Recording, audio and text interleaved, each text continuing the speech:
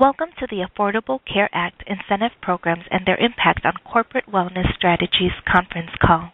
My name is Lorraine and I will be your operator for today's call. At this time, all participants are in a listen-only mode. Later, we will conduct a question-and-answer session.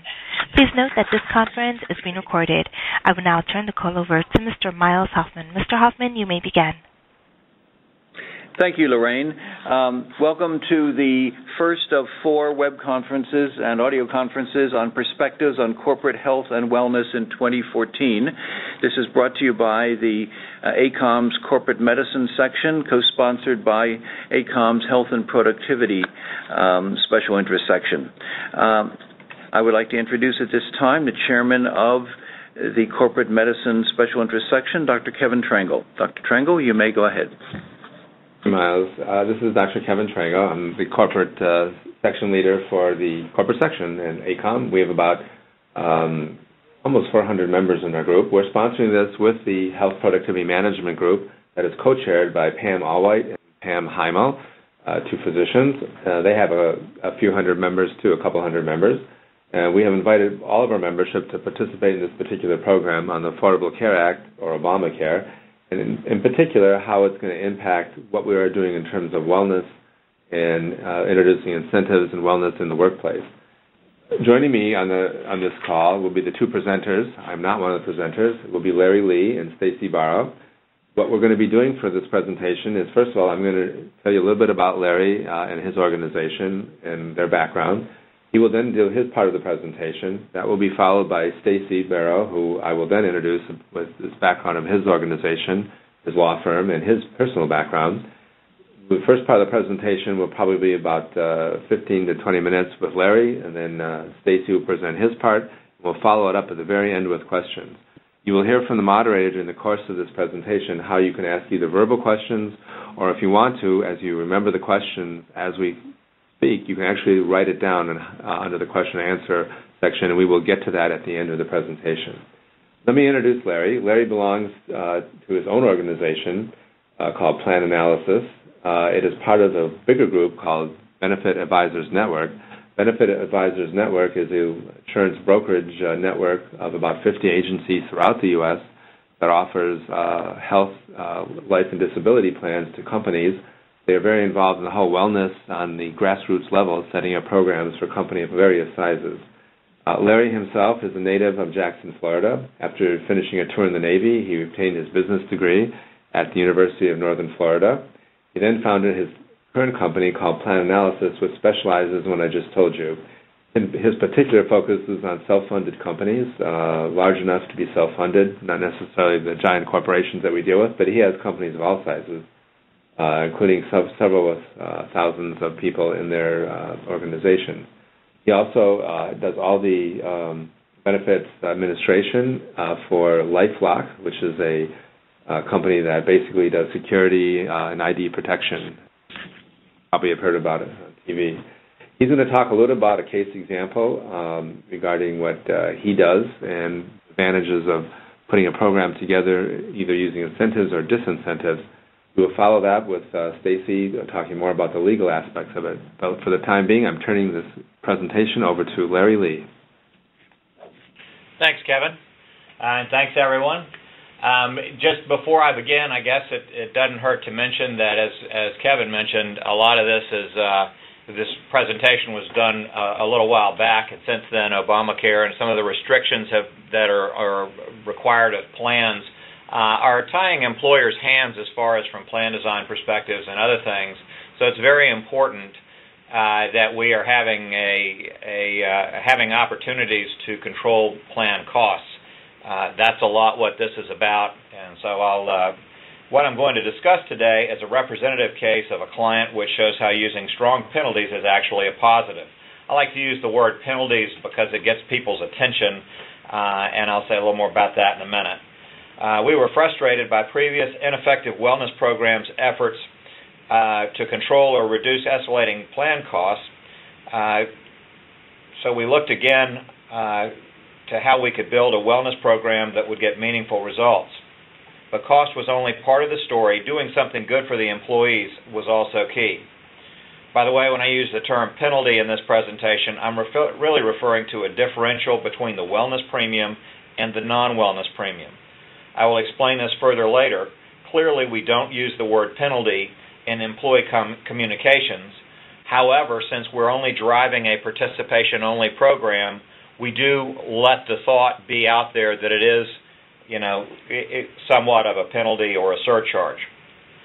One other thing that we stress to the members is the privacy of their information.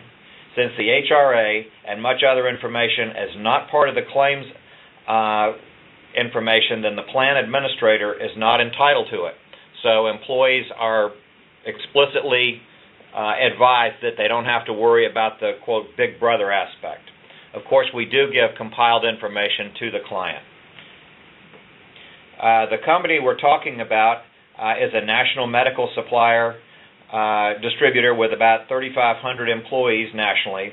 They have lots of locations. This includes 800 sales execs, mostly operating virtually from home. Their employees are about 40% blue collar, so we have a real spread here. Their self-funded health plan has an annual cost of around $22 million. Oops, I forgot to advance, I'm sorry. I'm catching up now, so I'm down to here. They have a very positive corporate culture with an energetic atmosphere. Their leaders get personally involved in many competitions and initiatives that they have, and the CEO himself decided on this plan and personally endorsed it in a speech broadcast company-wide numerous times. Then their entire leadership team bought in and conveyed the message down through all levels of the company.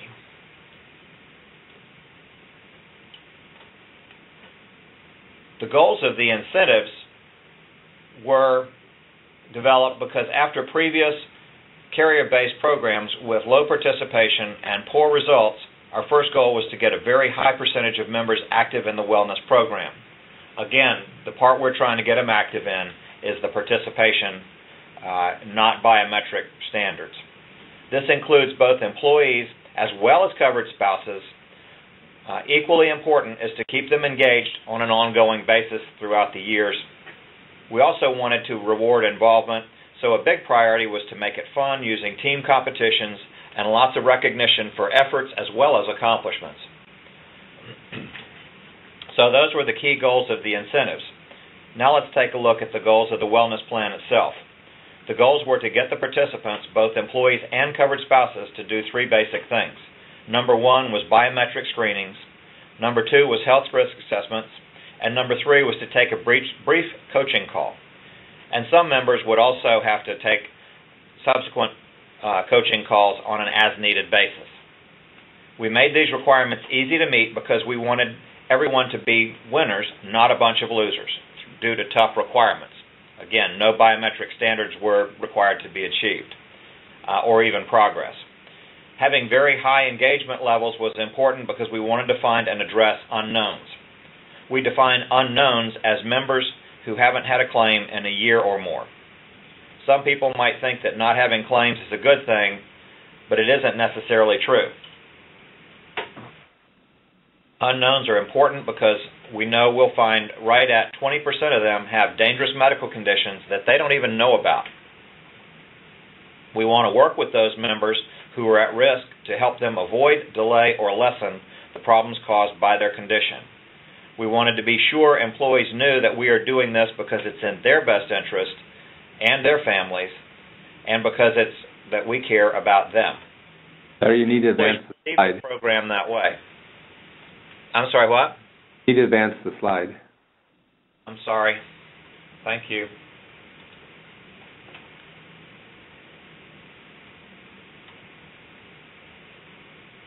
Controlling costs obviously helps the health plan, but it also keeps down the employee contributions as well as out-of-pocket medical expenses.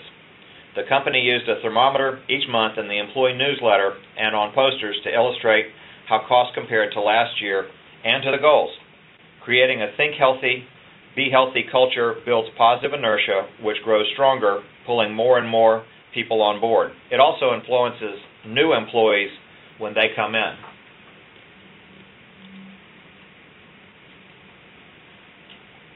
When you choose to use a penalty or a reward, you are sending a subliminal message. Both can be effective depending on the message you want to send. We used a penalty to make sure that we get the most members to the table in this participation-based program. We wanted to let them know that participating was something that was expected of them. Then we gave rewards for involvement and improvement. This was as a bonus for doing something extra, and it was actually a separate wellness program.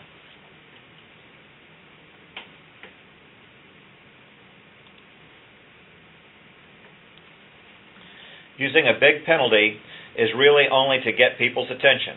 Clearly, we don't want anyone to actually have to pay it. Also, you only want to push so hard if you have a program that you can see will bring substantial results for the members and for the plan. We decided on a premium differential of $800 a year for employee only and double that if they had a covered spouse. This makes the stakes so high that only a few employees will be willing to pay it. The stakes are also higher than the company would possibly be able to afford if they were putting that much money on the line as rewards.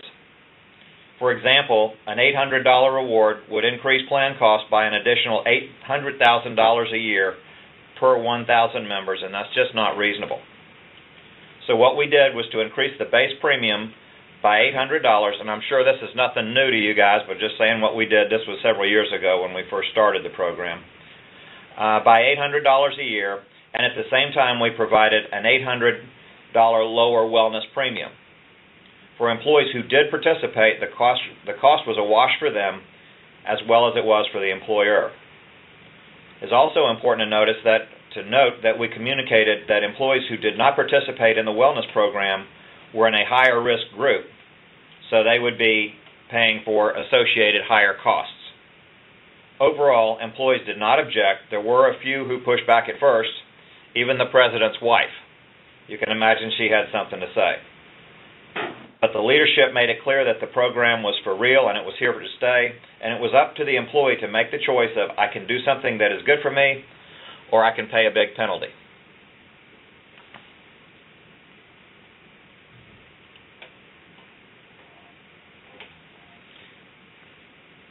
Here's where a positive message from the leadership makes a really big difference.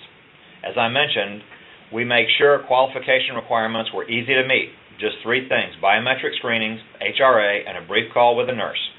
The message was clear because we strongly believe the program is worth it. It helps people to know and address their medical conditions and to learn to live a healthy lifestyle. That's good for them, for their families, and for their coworkers. It's important that leaders not be indecisive when saying something like, well, I don't like it either, but that's the way it is and you're just going to have to do it. And remember, the penalties are only to get them to the table. So what were the results? We got over 90% participation, and this includes spouses, and it has improved since then. Some other groups have gone over 99%. Some employers I have spoken with have expressed that they want to start more gradually by using lower incentives and to focus on just the employees at first. Unfortunately, this has the opposite effect and can result in lower participation and higher levels of irritation because many employees will grudgingly pay the smaller penalty, which is more affordable, but it's still unpleasant, to avoid the perceived hassle of something they haven't even tried. Then they unhappily just keep doing that when you raise the stakes, and if that's what we wanted, then why are we putting in a new plan anyway? Secondly, spouses are just as important, both as plan members as well as their claims costs. Also, families where both partners know what is going on, they are more likely to work together and will get better results. So our plan was that right from the start, getting everyone involved was critical, and it proved to work out for the best.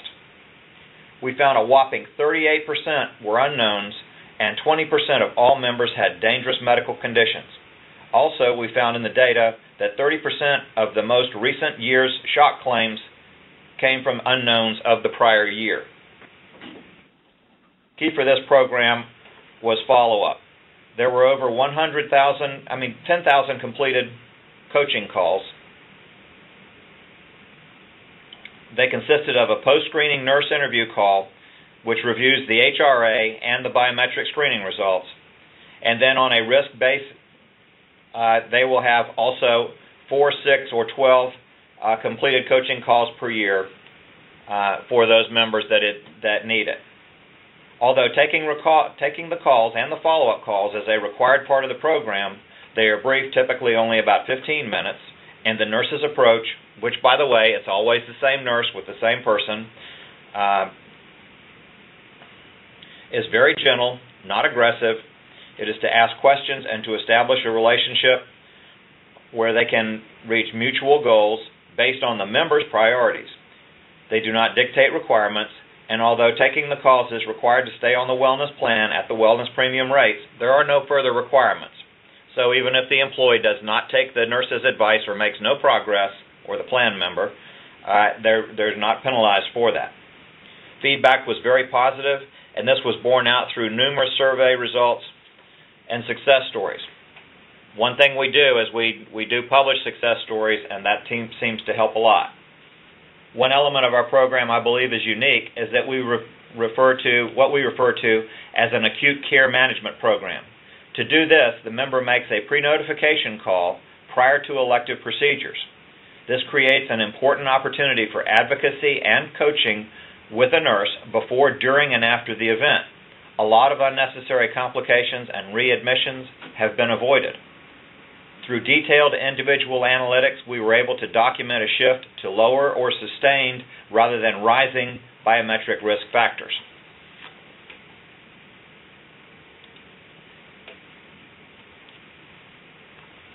In recap, we have more than a few times where the program has clearly saved a life, and many more where the progression of the member's conditions was slowed or even headed off at the pass. In addition to the way these individuals' lives were impacted, employee morale is also up and plan costs are down. This also led to lower employee contributions. Admittedly, there are a lot of factors that affect overall plan costs. Many of these things are beyond the scope of any wellness plan, but here's what happened to this group. I will also say that we have seen similar results in other credible-sized groups. A lot of people say, yeah, but what cost-cutting plan design changes were made? It's important to point out at this point that this was accomplished without making any plan design changes. The top chart here shows the results for this group, including 2009 through 2011 of this case study. As you can see from the blue line,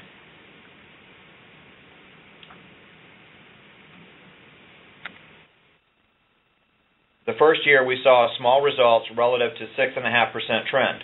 The second year, plan costs actually went down, and they have not trended upward since. The red line represents the national average of top performers as reported by the Towers Perrin annual survey. In the box below, you can see program costs and results on the basis of 1,000 employees. Screening-related costs amounted to about $40,000, with another $170,000 for coaching and analytics. This included all of the nurse calls, for a total annual cost of $210,000 per 1,000 employees. Unfortunately, we did have some non-participants who paid penalties totaling $90,000, but for the plan, this brought the net cost down to $120,000. On a net basis, comparing this with trend, the plan's overall savings were $659,000. So there you go. If you have a wellness plan you believe in, using penalties, aka strong incentives, turns out to be a positive. Thank you. Thank you, Larry. This is Dr. Trangle again. I appreciate the presentation. If any of you have any questions, you can see on this slide here that he has his contact information. And Larry knows not only about these kinds of plans, but he knows a lot about a whole variety of different kinds of wellness plans, including telemedicine, which we're not talking about today, which is of growing interest to many corporations. Now it's my pleasure to introduce Stacy Barrow. Stacy is a member of the Boston office of Proskauer & Rose. Proskauer & Rose is a very large 700-person international law firm with a great deal of expertise in employee benefits, HR, and other labor kinds of issues. Stacy is an expert in this group. He has done presentations of this on several different aspects and on several different occasions, which I've also had the opportunity and the pleasure of participating with him. He is a graduate of Brandeis University in Boston, and he did his law school at Hofstra in New York City. He has extensive background on designing plans, qualified retirement plans, the whole issue of health and welfare plans, and all the issues that surround Obamacare, health savings incentives, and the whole spectrum of issues and concerns that go into these plans that you are currently contemplating putting in place for your companies. All the wellness plans that are being discussed now have some impact and have some relationship with the Affordable Care Act. Stacy has spoken about this nationally on several different occasions. He's a true expert in this matter, so you'll get a lot out of listening to him in this, and when you need legal advice in this particular kind of issue for your company, I can recommend him highly without reservation. So without further ado, Stacy, take it away. Thank you, Dr. Trango, and good afternoon, everyone. This is Stacy Barrow from Proskauer Rose in Boston. Proskauer is proud to partner with the ACOEM Corporate Medicine section to offer today's webinar, and thanks to the presenter before me, Larry Lee. As Kevin mentioned, my topic essentially today are the legalities surrounding wellness programs. We're going to talk about two of the major federal laws that impact wellness programs, the Health Insurance Portability and Accountability Act, in particular its non-discrimination rules. They provide the framework of the legal issues that govern wellness plans, and then we'll move into the actual rules for wellness plans, which are an exception to HIPAA's non-discrimination rule, and I'll explain all that in a few minutes. Then after we talk about HIPAA, pardon me, we'll talk about the Americans with Disabilities Act and how that impacts wellness programs, in particular how it impacts an employer's use of health risk assessments and biometric screenings, which are often an important part of wellness programs. And then we'll end with a discussion of a lawsuit a couple of years ago down in Florida called the Seff versus Broward County suit, and its impact on employers as well. So to start, I just want to give a very brief background on where we get our rules and guidance on wellness programs. Back in 1996, HIPAA first came into law, and it actually, this part of HIPAA, the non-discrimination rules, it's part of ERISA. It's Part 7 of ERISA. COBRA happens to be Part 6 of ERISA. HIPAA's Part 7. And it was added to counter certain discriminatory practices by group health plans and group health insurance issuers, by the carriers. Then 5 years later, the DOL and the IRS and HHS, the agencies, jointly issued these interim final non-discrimination rules, and they also proposed some regulations for wellness plans. And then 5 years later, the same agencies gave us final regulations on both the non-discrimination rules in the wellness programs, and that's where we really got most of our information and guidance on wellness programs were these 2006 final regulations. And after they came out in 2006, employers went on their way and implemented wellness programs, and then a few years into the process, the EEOC, the Equal Employment Opportunity Commission, which has enforcement authority over the Americans with Disabilities Act, the ADA, the EEOC essentially waded into the fray and issued these two informal discussion letters on voluntary incentives in connection with wellness programs. They issued one letter, and then they took it back and issued another letter, and they really injected some uncertainty into the whole process here. Then in 2010, the Obamacare, the Patient Protection and Affordable Care Act, it codified the wellness regulations. And so what do we mean by codifying the regulations? The drafters of the Patient Protection and Affordable Care Act essentially took the regulations that were drafted by the DOL and the IRS and HHS and just cut and paste them into PPACA. And so it had the effect of making the regulatory guidance actual law. And so for the first time, we had law on wellness programs. That was back in 2010. A couple of years later, in 2012, the agencies released proposed regulations expanding those wellness programs, and you've probably heard a little bit about that. I think Larry mentioned it as well. That increased the rewards, among other things, for wellness programs. And then in June of last year, we have final regulations now on these wellness programs. And I want to talk about exactly what those rules hold. But in general, one of the main changes was to increase the limit on rewards from 20% of the cost of coverage to 30% of the cost of coverage, or even up to 50% for tobacco cessation programs. And this is what Larry was talking about earlier. We really have a lot of room to encourage employees financially to comply with the terms of the wellness program. So in general, HIPAA's non-discrimination rules, they apply to group health plans, and they basically hold that an individual, a health plan participant, can't be denied eligibility or charged more for coverage because of any health factor, and that includes things like health status, claims experience, receipt of health care, genetic information, evidence of insurability. These are all health factors. And so HIPAA says if you have a health factor like a smoker, being addicted to nicotine, having obesity, these are all medical conditions. And so in general, you can't charge people more if they have these types of medical conditions, except if you do it under a compliant wellness program. Wellness programs are actually an exception to HIPAA's non-discrimination rules. And common types of wellness programs like we've been discussing today are things like blood pressure measuring, cholesterol screenings, smoking cessation programs, weight loss programs, disease management, case management, all can be considered wellness programs. And these are often structured to provide a reward for participating. And so what is a reward? And this is something that Larry covered as well during his presentation. A reward is not only a discount or a reduction in cost sharing. It can also be the absence of a surcharge. The removal of a surcharge is considered a reward for HIPAA purposes.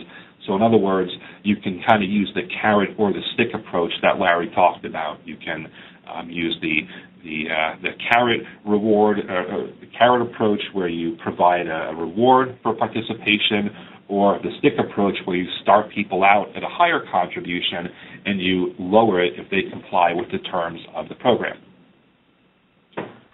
So as a gating issue and a question that we get very frequently is, are all employment-based wellness programs subject to these HIPAA non-discrimination rules? And the answer is simply no. Employers offer a wide range of programs to promote health and prevent disease, and not all of them are connected to a medical plan or themselves rise to the level of a medical plan. So, for example, as an employer, you might subsidize healthier food choices in the employee cafeteria. That can be looked at as a wellness program, but it's not subject to HIPAA because it has nothing to do with a group health plan. You can hand out pedometers to encourage employee walking and exercise, pay for gym membership. You can ban smoking at the employer facility, and these are all things that are completely unrelated to a health plan, so you don't have to worry about HIPAA's rules. Generally, a wellness program is only subject to these HIPAA non-discrimination rules if it is part of a group health plan or if it's robust enough to be a health plan in its own right. Some wellness programs, they can really provide significant medical care and treatment, and they may rise to the level of a health plan in and of itself. Now, just to point out that if you have some of these employment-based wellness programs that aren't subject to HIPAA, it still might be covered by other state or federal non-discrimination laws like the ADA, but it's not subject to these HIPAA rules. So now I'm going to move into the two main types of HIPAA compliant wellness programs. And the first type is a participation-based wellness program, and the second type is a health contingent wellness program. So let's start with participation first. These are pretty simple. I mean, these are like it sounds like, it's a wellness program that provides a reward based purely on participation, and it does not condition the reward upon satisfaction of a standard related to a health factor. It doesn't require any particular outcome. You don't have to actually lose weight. You don't have to actually be a non-smoker. All you have to do is participate. So, for example, as an employer, if you want to offer a wellness program that reimburses the cost of a gym membership, that's fine. It's participation-based. It's not subject to any of these HIPAA rules other than the fact that you have to offer it to all similarly situated employees, like diagnostic testing programs, well woman, well baby type of care. These are not subject to any additional requirements because all they are participation-based. Providing employees rewards for attending a seminar, or just providing a reward for completing a health risk assessment if there's no further action required by the employees as a result of the HRA. So these are pretty simple. These are participation-based, and as you might guess, they don't always have the best rates of take-up rates by our employees, due to the limitations on the rewards. So the other type of wellness program is called a health contingent wellness program. And these further break down into two subcategories, activity-only programs or outcome-based programs. So in general, a health contingent wellness program, it requires a participant to satisfy a standard related to a health factor to obtain the reward. So it actually requires you to meet a standard. It requires you, say, to get your body mass index within a certain range, to be a non-smoker, to achieve certain results on biometric screening. And so these are health contingent wellness programs. And again, they break down into two types.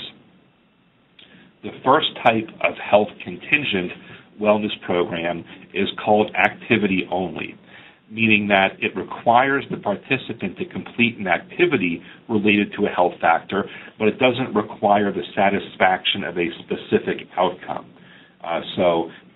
Where an outcome-based program might require you to actually be a non-smoker or to lower your BMI or other biometrics, the activity-only program just says, you just need to do the activity. And so an example would include like a walking program. You just need to walk, a mile a day, whatever the program specifies.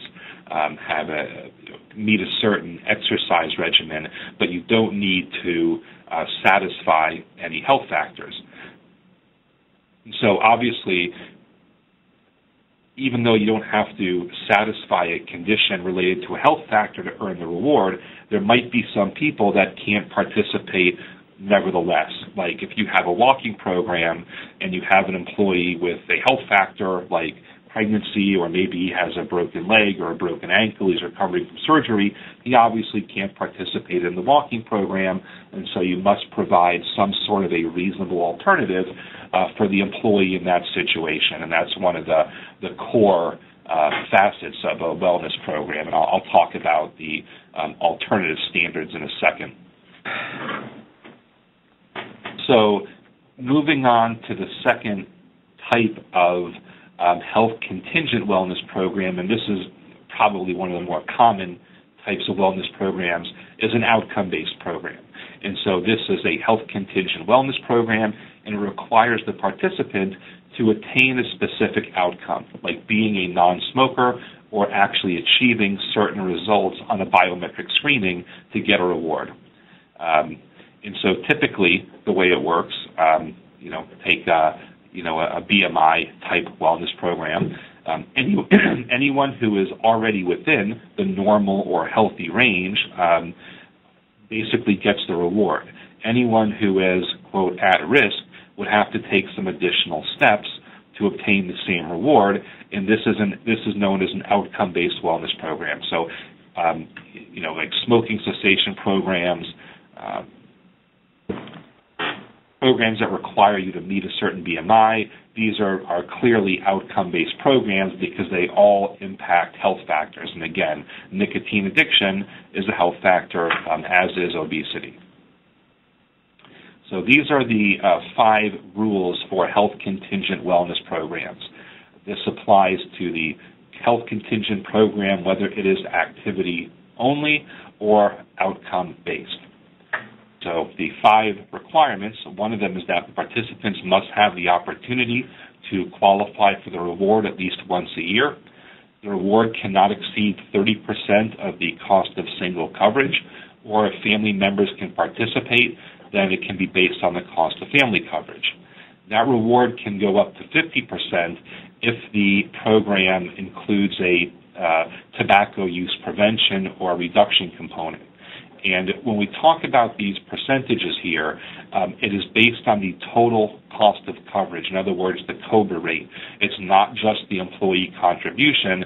So, as Larry mentioned earlier, you really have a lot of room here to incentivize employees to comply with the program. Certainly a 50% surcharge for smokers will really, I think, make people reconsider their participation in a program. The program must also be reasonably designed to promote health or prevent disease. This is a piece that's often overlooked, in my opinion. And so let's use the smoking cessation program as an example. It has to be reasonably designed to promote health and prevent disease. And so, this indicates that it has to be something more than just a premium surcharge. You have to actually have a wellness program. You can't just charge smokers more and that's it. So, given that requirement and the fact that a smoking cessation program has to provide a reasonable alternative to all tobacco users, a lot of employers require completion of an educational program as an alternative to being tobacco-free. And so that would, in general, constitute a compliant wellness program. The reward must be available to all similarly situated individuals, and that is where the reasonable alternative standard comes in. I'll talk about that in a second. And then lastly, you have to disclose the availability of the reasonable alternative standard in all plan materials describing the program.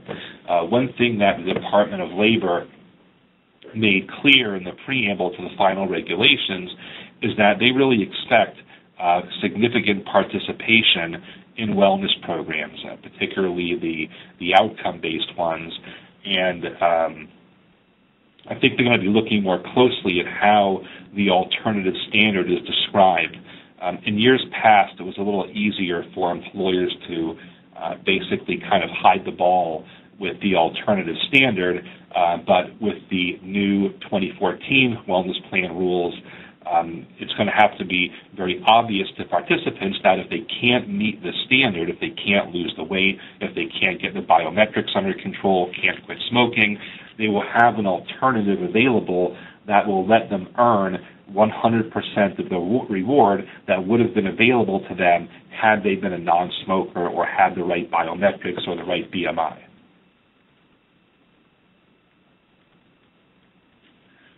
So the reasonable alternative standard, it applies a little differently whether the wellness program is activity only or if it's outcome based. When it's activity only, it's available to all similarly situated individuals if it allows a reasonable alternative standard to qualify for the reward. And in order for someone to get this reasonable alternative standard, they basically have to demonstrate that it is unreasonably difficult for them to satisfy the standard, unreasonably difficult for them to quit smoking or lose weight or whatever the case may be, or it's medically inadvisable for the individual to even attempt to satisfy the standard. And so the plan in this circumstance can require the participant to get verification from his physician, basically proving that it's actually unreasonably difficult or medically inadvisable for him to attempt to satisfy the standard if it is reasonable to do so. So in other words, if you have a walking program, you require employees to walk around the building a few times at lunch every day, and you have an employee with a broken leg, you can't send him back to the doctor to get a note to say why he can't participate in the program, because it's obvious by looking at him he's not going to be able to participate in a walking program. Just an example of how the verification works. A little trickier is the reasonable alternative standard as applied to outcome-based programs. So in general, anyone that doesn't meet the initial standard is allowed to partake of the alternative standard. So anyone, if you have a wellness program that charges non-smokers a higher rate, charges smokers a higher rate, anyone who is a smoker has to be offered an alternative standard if they have the health factor of nicotine addiction. And you can't seek the verification from the doctor as a condition of providing the alternative standard. If you require employees to state that they're non-smokers to get the reward, the employee puts down he's a smoker, you basically have to provide him the reasonable alternative standard. You can't say, well, no, you have to go make the doctor's appointment and get a note that says, yes, the employee is addicted to nicotine.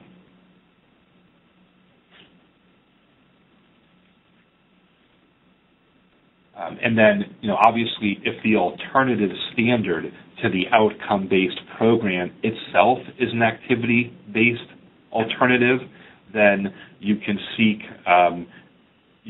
verification that it's unreasonably difficult or medically inadvisable if it's reasonable to do so, just like I said on this last slide here. Number of factors have to be considered when determining whether an alternative is reasonable. Basically, if the alternative is completion of an educational program, which is typically the case with a smoking cessation program, the employer has to either provide the program or help the employee find the program, and the plan has to pay for the cost.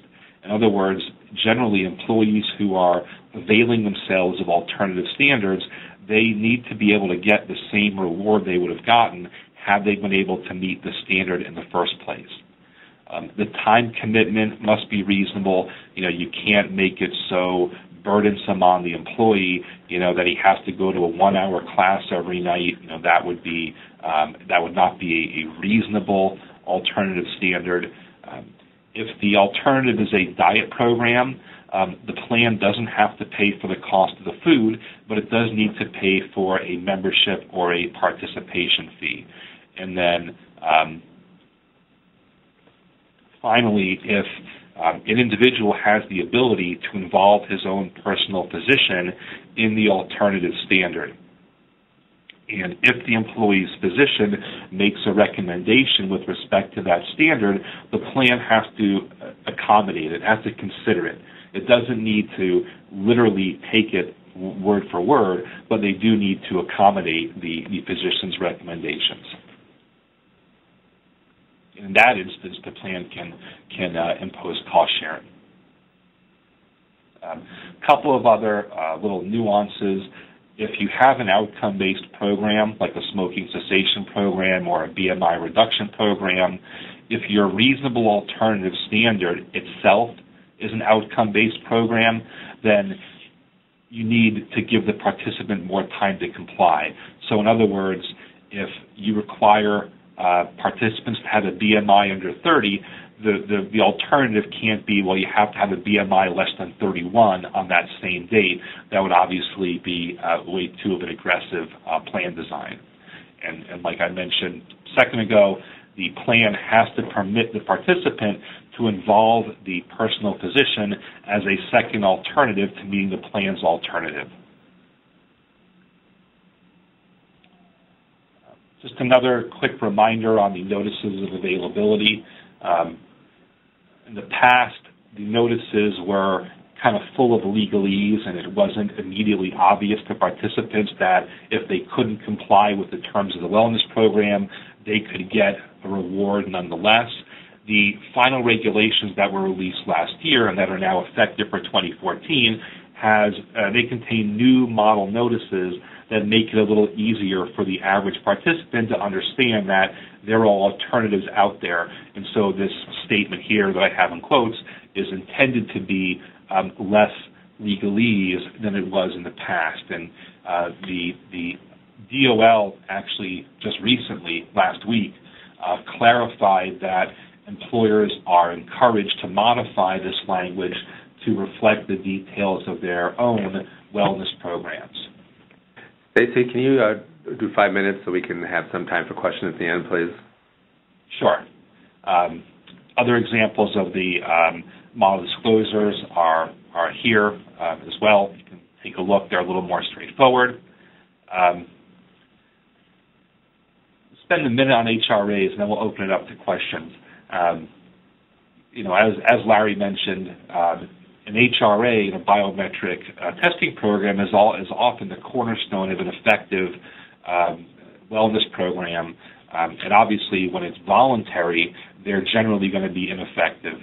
Only people who are in good shape already are generally going to be conscientious about completing them. Obviously, involuntary HRAs that have rewards or penalties are much more effective. You can give a reward like cash bonuses, gift cards, premium reductions, better benefits, or penalties, in the same manner.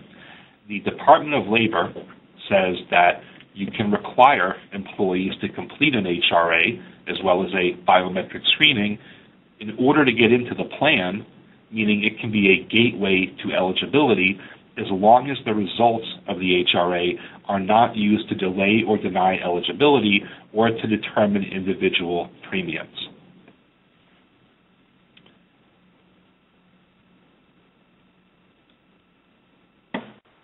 Now, that was the DOL's position. The EEOC, another federal agency that has jurisdiction over the Americans with Disabilities Act, takes a different position.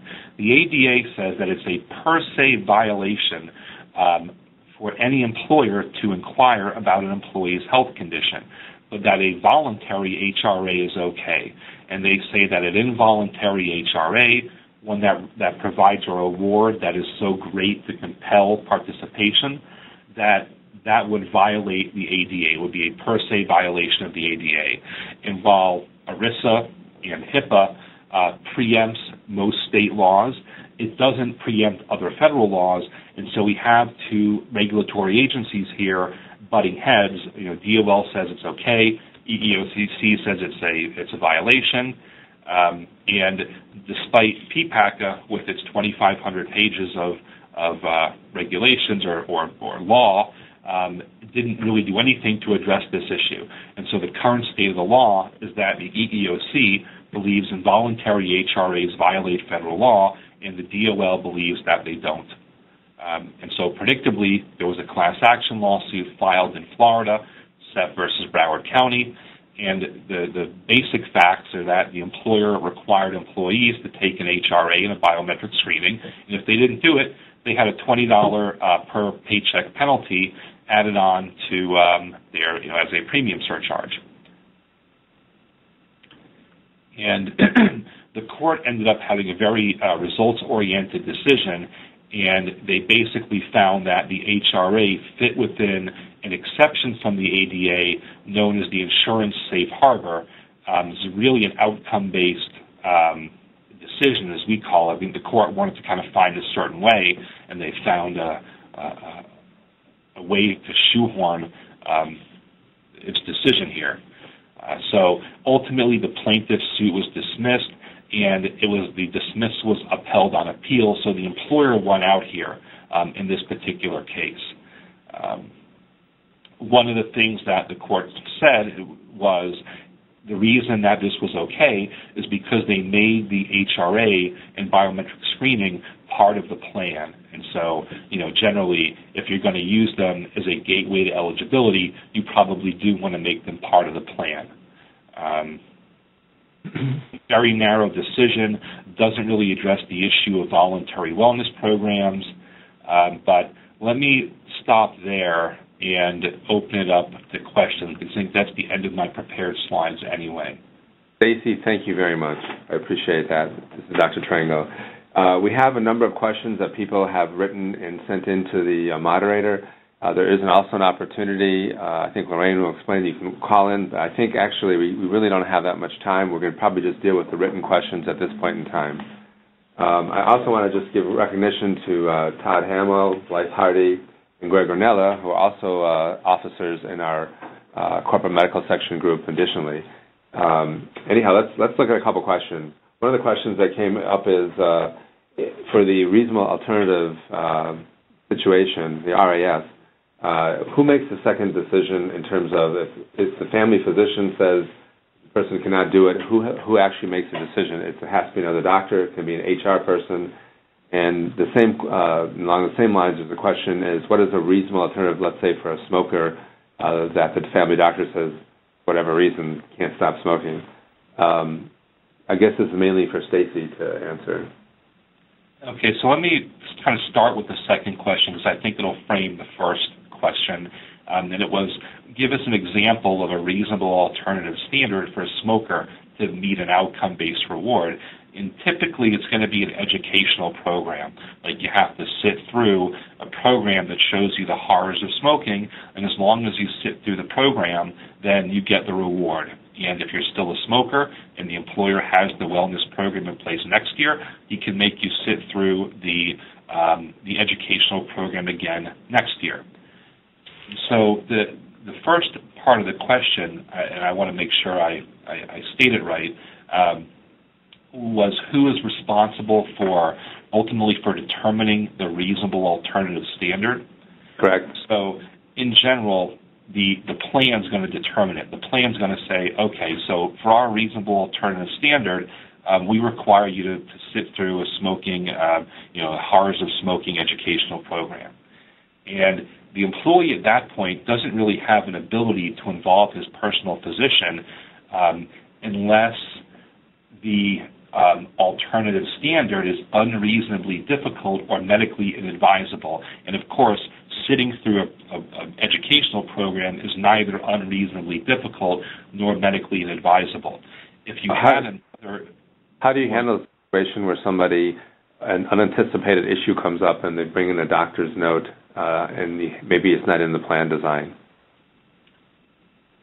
In what context? Do the employee says, I don't want to do the alternative standard, and here's a note that says I don't have to?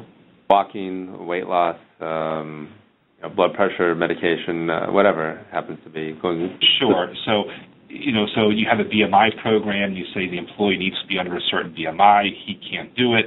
And you develop an alternative standard that involves maybe some medication or what have you.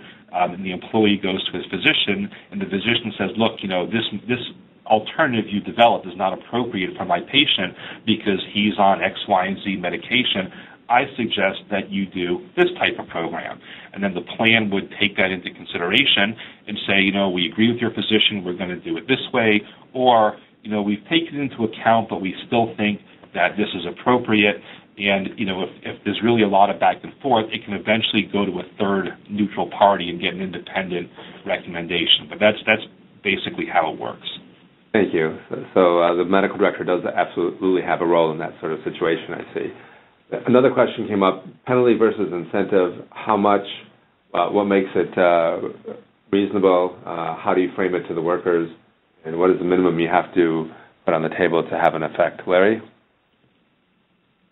Again, our position is to make it as high as possible because if you make it any lower than that, you're going to have more and more people that don't participate because it's within a level of tolerance. It may not be within a level of they like it or not, but it's when you get it high enough.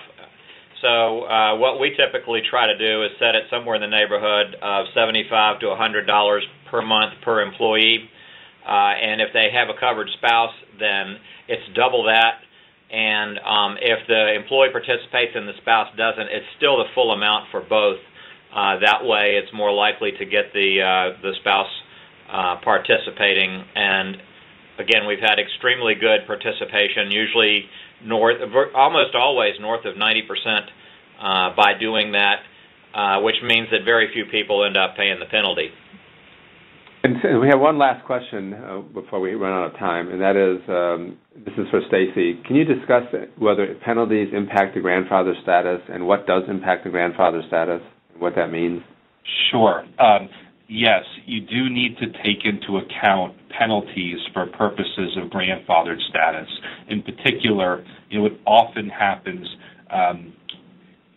when the reward is a cost-sharing increase, basically, or it's a waiver of a penalty where you start out at a higher cost sharing and then come back down to a normal level. And so this can happen whether it's a co-payment or deductible or co-insurance, but typically happens when it's a premium.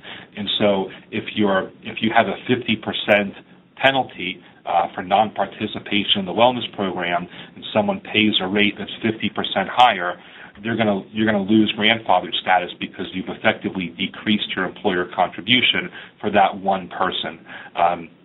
I know it seems unfair, but you've got to remember the government is really not trying to help plans maintain grandfathered status.